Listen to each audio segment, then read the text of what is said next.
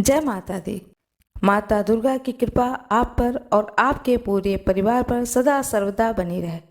अब मैं आज आप लोगों को सुनाने जा रही हूँ श्री गणेशाय नमः, श्री दुर्गाय नमः, अथ श्री दुर्गा सप्तशती। अब मैं आप लोगों को सुनाने जा रही हूँ दुर्गा सप्तशती का पंचम अध्याय। देवताओं द्वारा देवी की स्तुति। चंड मुनि के मुख से अंबिका के रूप की प्रशंसा सुनकर शुंभ का उनके पास दूत भेजना और दूत का निराश लौटना। विनियोगः। ओम। इस उत्तर चरित्र के रुद्र ऋषि हैं, महासरस्वती देवता हैं, अनुष्टुप छंद हैं, भीमा शक्ति हैं, भ्रामरी बीज हैं, सूर्य तत्व हैं और साम वेद स्वरूप हैं। महासरस्वती की प्रसन्नता के लिए उत्तर चरित्र के पाठ में इसका विनियोग किया जाता है। जो अथ ध्यानम, जो अपने कर कमलों में घंटा, शूल, हल, शंख, मूसल, चक्र, धनुष और बाण धारण करती हैं, शरद ऋतु के शोभा संपन्न चंद्रमा के समान जिनकी मनोहर कांति है और जो तीनों लोकों की आधारभूता और शुंभ आदि दैत्यों का नाश करने वाली हैं, तथा गौरी के शरीर से जिनका प्राकट्य हुआ है, उन महासरस्वती देवी का मैं निरंतर भजन करता हूँ। ऋषि कहते हैं, पूर्व काल में शुंभ और निशुंभ नामक असुरों ने अपने बल के घमंड में आकर सचिपति इंद्र के हाथ से तीनों लोकों का राज्य और यज्ञ भाग छीन लिए। वे दोनों ही सूर्य, चंद्रमा, कुबेर, यम और वरुण के अधिकार का भी उपयोग करने लगे। वायु और अग्नि का कार्य भी वे ही करने लगे। उन दोनों ने सब देवताओं को अपमानित, राज्य भ्रष्ट, पराजित तथा अधिकारहीन करके स्वर्ग से निकाल दिया। उन दोनों महान असुरों से तिरस्कृत देवताओं ने अपराजित देवी का स्मरण किया और सोचा कि जगदम्बा ने हम लोगों को वर दिया था कि आपत्ति काल में स्मरण करने पर मैं तुम्हारी सब आपत्तियों का तत्काल नाश कर दूंगी। यह विचार कर देवता गिरिराज हिमालय पर गए और वहां भगवती विष्णु माया की स्तुति करने लगे। देवता बोले, हे देवी को नमस्कार है, महादेव की शिवा को सर्वदा नमस्कार है, प्रकृति एवं भद्रा को नमस्कार है। हम लोग नियम पूर्वक जगदम्बा को नमस्कार करते हैं। रौद्रा को नमस्कार है, नित्या, गौरी एवं धात्री को बारंबार नमस्कार है। ज्योतिष्णामयी, चंद्र रूपिणी एवं सुख स्वरूपा देवी का सतत प्रणाम है। शरणागतों का कल्याण करने वाली बुद्धि एवं सिद्धि रूपा देवी को हम बारंबार नमस्कार करते हैं। नैऋति, राक्षसों की लक्ष्मी, राजाओं की लक्ष्मी तथा सर्वाणी, शिव जी की पत्नी स्वरूपा आप जगदम्बा को बारंबार नमस्कार है। दुर्गा, दुर्ग पारा, दुर्गम संकटों से पार उतारने वाली, सारा, सबकी सारभूता, सर्व कारिणी, ख्याति, कृष्णा और ध्रुमा देवी को सर्वदा नमस्कार है। अत्यंत सौम्य तथा अत्यंत रौद्र रूपा देवी को हम नमस्कार करते हैं। उन्हें हमारा बारंबार प्रणाम है। जगत की आधारभूता कृति देवी को बारंबार नमस्कार है। जो देवी सब प्राणियों में विष्णु माया के नाम से कही जाती हैं, उनको नमस्कार है, उनको नमस्कार है, उनको बारंबार नमस्कार है। जो देवी सब प्राणियों में चेतना कहलाती हैं, उनको नमस्कार है, उनको नमस्कार है, उनको बारंबार नमस्कार है। जो देवी सब प्राणियों में बुद्धि रूप से स्थित हैं, उनको नमस्कार है, उनको नमस्कार है, उनको बारंबार नमस्कार है। जो देवी सब प्राणियों में निद्रा रूप से स्थित हैं, उनको नमस्कार है, उनको नमस्कार है, उनको बारंबार नमस्कार है। जो देवी सब प्राणियों में क्षुधा रूप से स्थित हैं, उनको नमस्कार है, उनको नमस्कार है, उनको बारंबार नमस्कार है। जो देवी सब प्राणियों में छाया रूप से स्थित हैं, उनको नमस्कार है, उनको नमस्कार है, उनको बारंबार नमस्कार है। जो देवी सब प्राणियों में शक्ति रूप से स्थित हैं, उनको नमस्कार है, उनको नमस्कार है, उनको बारंबार नमस्कार है। जो देवी सब प्राणियों में तृष्णा रूप से स्थित हैं, उनको नमस्कार है, उनको नमस्कार है, उनको बारंबार नमस्कार है।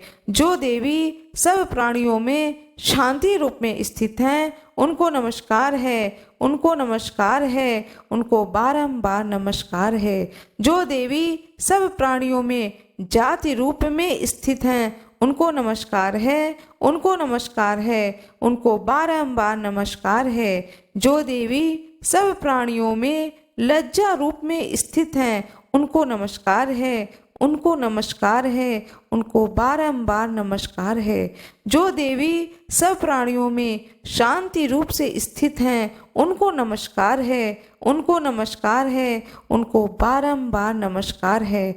जो देवी सब प्राणियों में श्रद्धा रूप से स्थित हैं, उनको नमस्कार है, उनको नमस्कार है, उनको बारंबार नमस्कार है।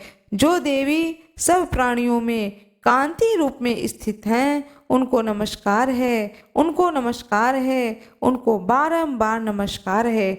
जो देवी सब प्राणियों में लक्ष्मी रूप से स्थित हैं, उनको नमस्कार है, उनको नमस्कार है, उनको बारंबार नमस्कार है।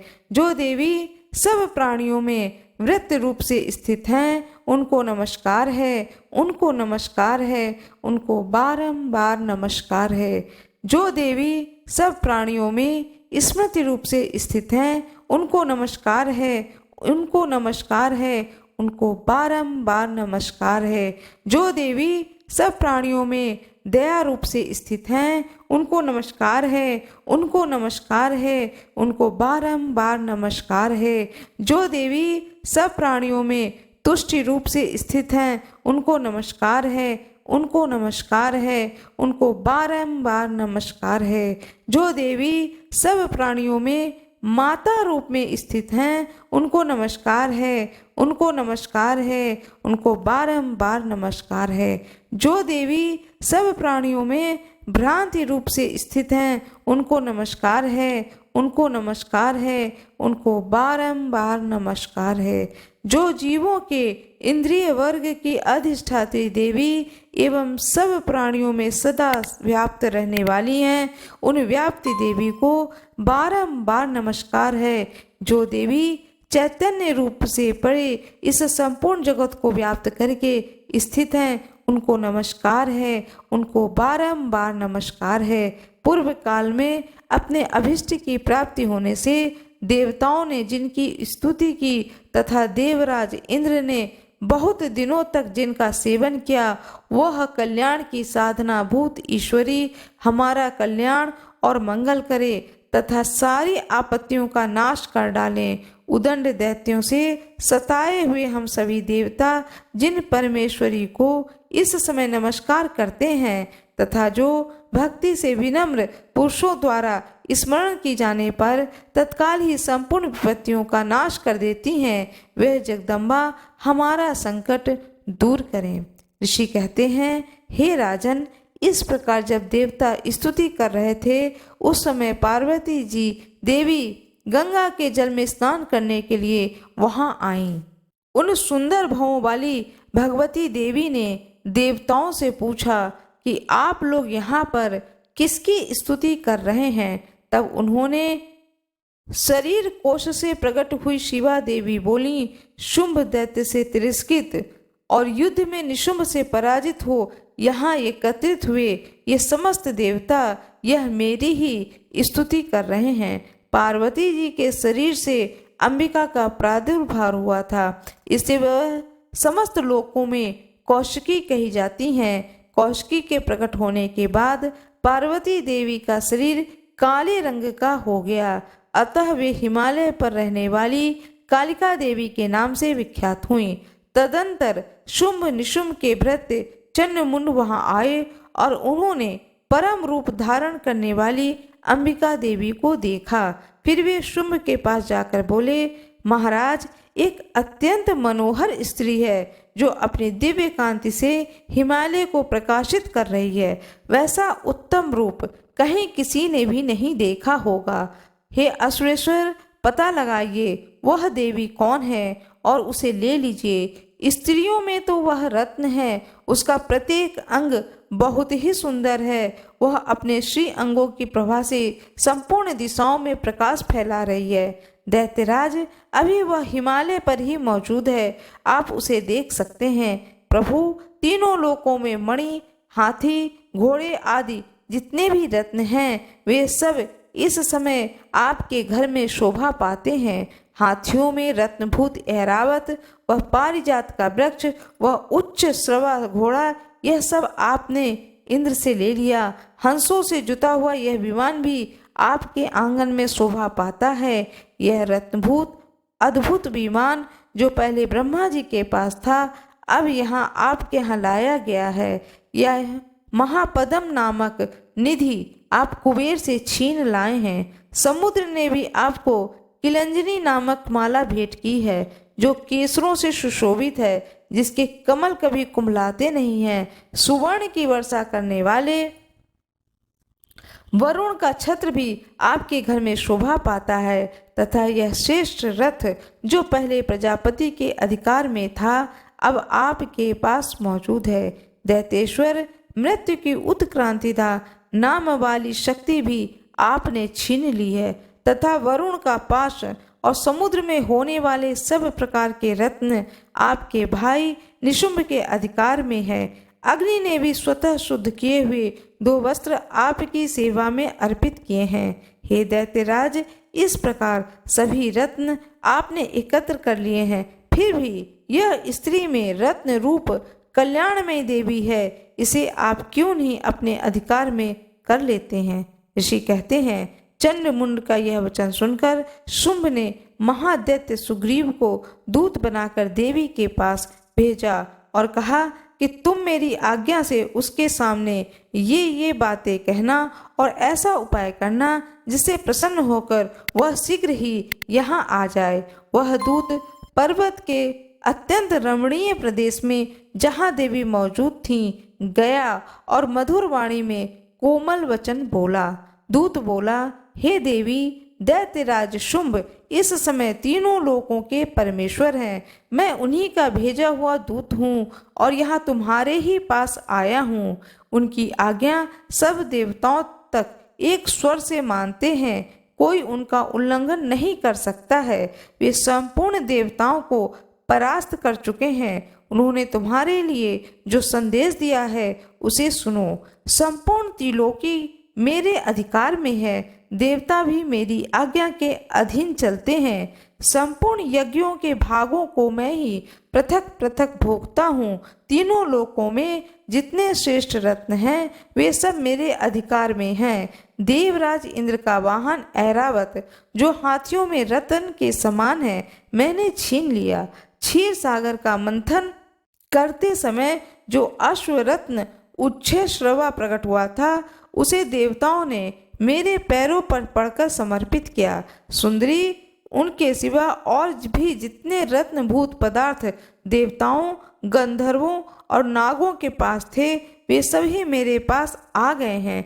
देवी, हम लोग तुम्हें संसार की स्त्रियों में रत्न मानते हैं। अगर तुम हमारे पास आ जाओ, क्योंकि रत्नों का उपभोग करने वाले हम ही हैं। चंचल कटाक्षों वाली सुंदरी, तुम मेरे यहाँ या मेरे भाई पराक्रमी निशुंभ की सेवा में आ जाओ, क्योंकि तुम रत्न स्वरूपा हो। मेरे वरण करने से तुम्हें तुलना रहित महान ऐश्वर्य की प्राप्ति होगी। अपनी बुद्धि से यह विचार कर तुम मेरी पत्नी बन जाओ। ऋषि कहते हैं, दूत के यूं कहने पर कल्याणमय भगवती दुर्गा देवी जो इस जगत को धारण करती हैं मन ही मन गंभीर भाव से मुस्कुराईं और इस प्रकार बोलीं। देवी ने कहा, हे दूत, तुमने सत्य कहा, इसमें तनिक भी मिथ्या नहीं है। शुंभ तीनों लोकों का स्वामी है और निशुंभ भी उसी के समान पराक्रमी है, किंतु इस विषय में मैंने जो प्रतिज्ञा कर ली है उसे मिथ्या कैसे करूं?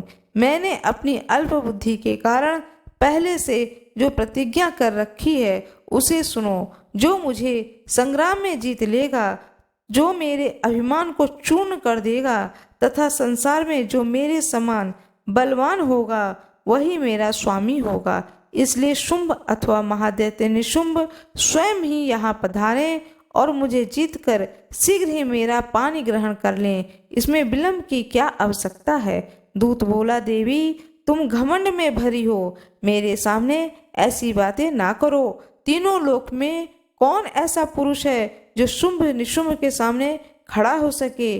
देवी, अन्य दैत्यों के सामने भी सारे देवता युद्ध में नहीं ठहर सकते, फिर तो तुम अकेले स्त्री होकर कैसे ठहर सकती हो? जिन शुंभ आदि दैत्यों के सामने इंद्र आदि सब देवता भी युद्ध में खड़े नहीं हुए, उनके सामने तुम स्त्री होकर कैसे जाओगी? इसलिए तुम मेरे ही कहने से शुंभ निशुंभ के पास चले चलो। ऐसा करने से तुम्हारी गौरव की रक्षा होगी, अन्यथा जब ये केश पकड़कर घसीटेंगे तब तुम्हें अपनी प्रतिष्ठा खोकर जाना पड़ेगा। देवी ने कहा, तुम्हारा कहना ठीक है, शुंभ बलवान है और निशुंभ भी बड़े पराक्रमी हैं, किंतु क्या करूं? मैंने पहले ही बिना सोचे समझे प्रतिज्ञा कर ली है, अतः अब तुम जाओ। मैंने तुमसे जो कुछ कहा वह सब दैत्य राज्य से आदर पूर्वक कहना, फिर वे तो उचित जान पड़े करें। इस प्रकार से मार्कंडेय पुराण में सावर्णी मनवंतर की कथा के अंतर्गत देवी महात्म्य में देवी दूत संवाद नामक 5वां अध्याय पूर्ण हुआ। माता रानी की जय हो। माता रानी की जय हो। भोले बाबा की जय हो। मेरा यह वीडियो यदि आपको पसंद आए तो कृपया लाइक जरूर करिएगा, चैनल को सब्सक्राइब करिएगा, बेल आइकन दबाना ना भूलिएगा। धन्यवाद।